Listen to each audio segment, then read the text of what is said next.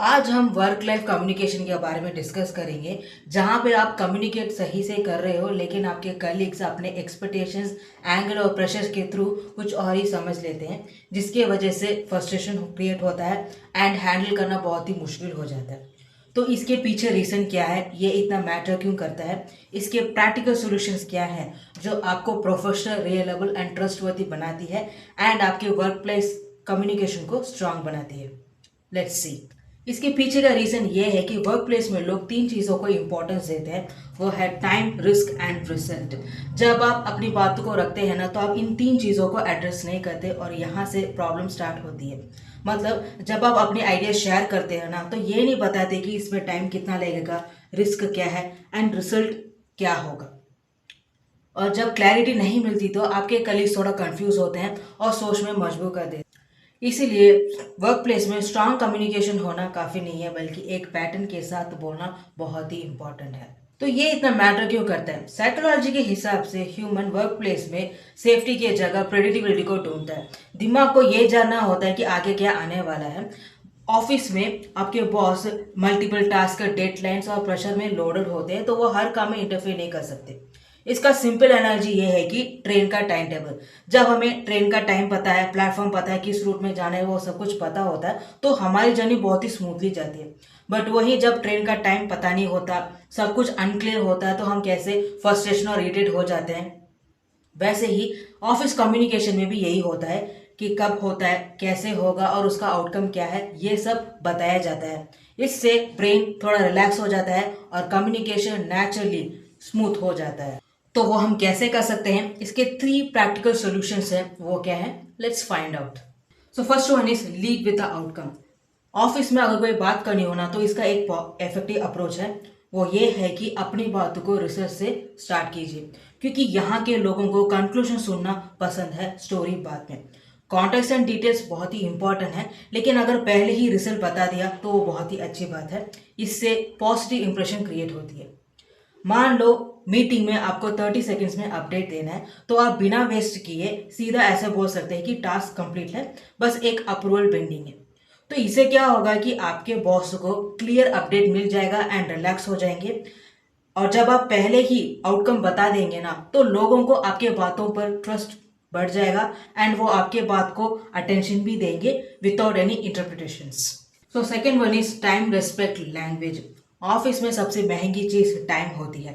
यहाँ पैसे से ज्यादा शेड्यूल्स एंड डेडलाइंस मैटर करता है। अगर एक भी डेडलाइन मिस हुआ ना, तो पूरा सिस्टम ही डिस्टर्ब हो सकता है।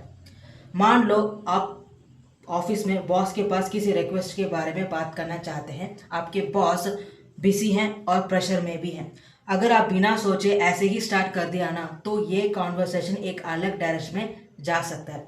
बट अगर आपने सीधा इस तरह से कहा कि सर जस्ट 30 सेकेंड्स ही लगेंगे, एक रिक्वेस्ट है, तो ऐसा बोलने से क्या होता है कि आपके बॉस को पहले ही पता चल जाएगा कि ये कॉन्वर्सेशन कब खत्म होने वाली है और बात फोकस भी रहती है।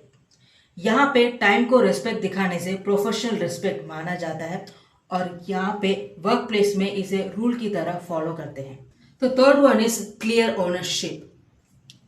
ऑफिस में कंफ्यूजन तब पैदा होता है जब कोई ओनरशिप नहीं होती। ये डिसाइड नहीं होते कि काम किसकी रिस्पॉन्सिबिलिटी है और इस वजह से लोग अज्यूम ही करते हैं और ये असम्पशन ऑफिस में सबसे बड़ा प्रॉब्लम क्रिएट करता है।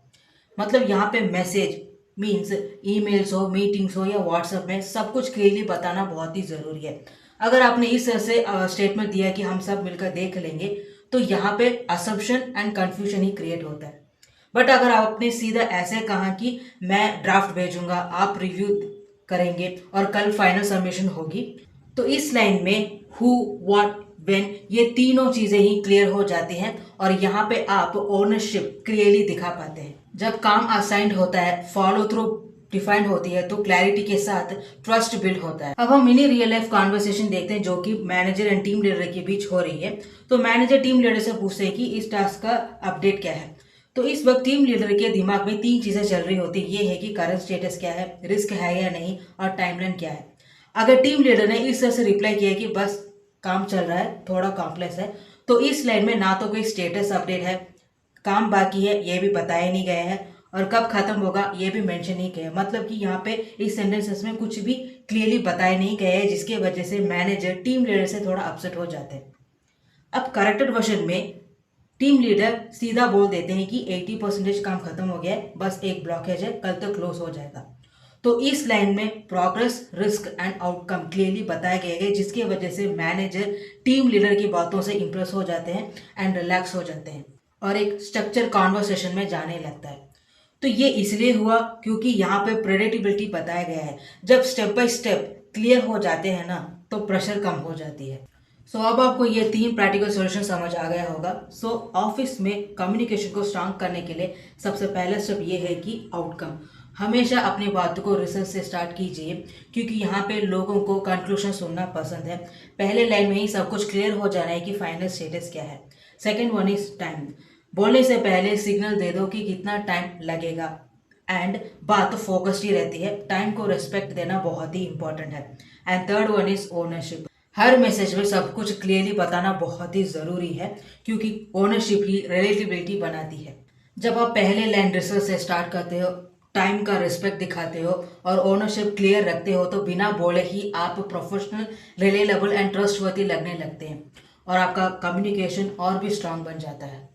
सो इन द एंड, अगर आपको ऑफिस में अपनी ग्रोथ बढ़ानी है तो अपनी बातों को clear, predictable and easy to understand तरीके से रखना होगा।